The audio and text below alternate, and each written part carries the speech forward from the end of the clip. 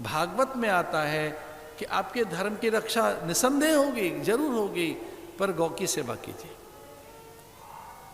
गौ सेवा कीजिए। गौ से सब साधन बन जाएंगे। आचार्यों के सानिध्य में रहो, संतों के सानिध्य में रहिए, गुरु के सानिध्य में रहिए, पर गौ की सेवा कीजिए। हमारे भारत की दो चीजें, कृषि और ऋषि, इनकी रक्षा की जानी चाहिए।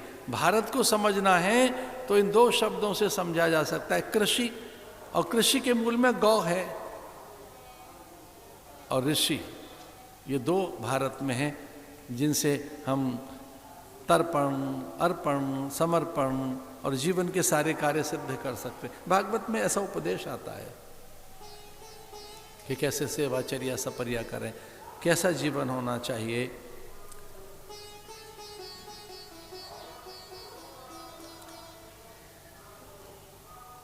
कथाएं तो काफी। अंत में तक्षक आया, तब तक परीक्षित के अंग प्रत्यंगों में से वैष्णव लक्षण प्रकट होने लगे थे। गुरुदेव ने एक प्रकार से शपथ ही ली थी कि जब तक तुझे ब्रह्म ज्ञान नहीं हो जाएगा, जब तक तुझे ईश्वर की प्राप्ति नहीं हो जाएगी, तब तक कथा अनवरत चलती रहेगी, अविच्छिन्न चलती रहेगी, अबाध चलती रहेगी। कथा में गतिरोध नहीं होगा।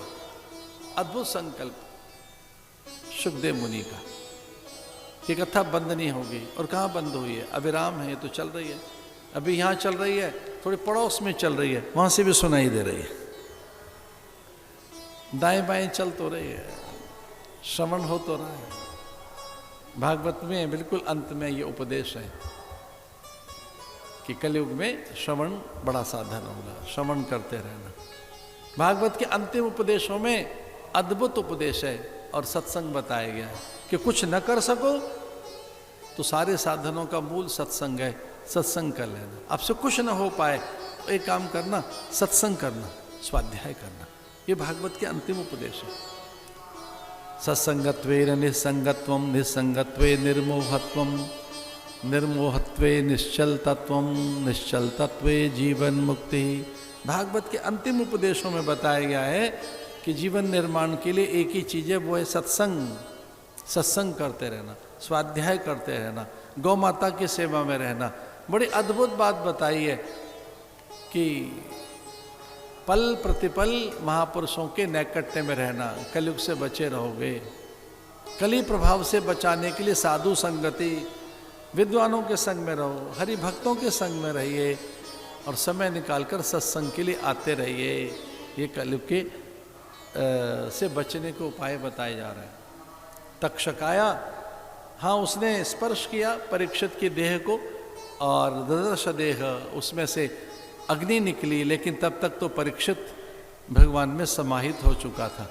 भागवत के अनुसार तो ऐसा है कि विष्णु लोक में गया, विष्णु पार्षद बन गया, पर तत्वतः वह अपने सत्य को उपलब्ध हो गया। मैं देह नहीं हूँ, कोई चीज़ पड़ी है इधर तो अपनी देह को देख रहा है, तक्षक उसे छू रहा है और वह भगवान के स्वरूप में विलीन हो गया।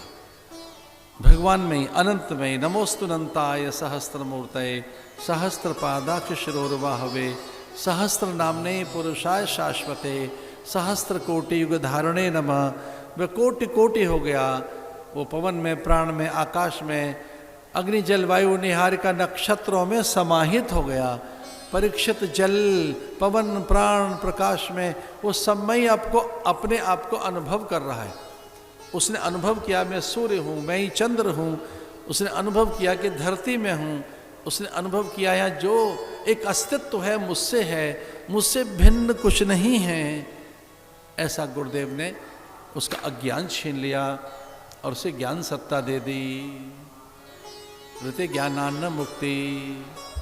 गुरु हमारी मान्यताएं छीन लेता है, मूढ़ मान्यताएं, हमारे भ्रम, भय, संशय, हमारे पूर्व आग्रहों को छीन लेता है। सत्संग के बाद वैसा ही होता है जैसे आंख खुली और सपने की दुनिया गई।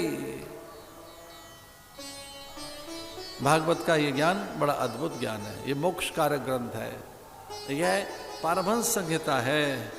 विद्यावताम भागवते परीक्षा।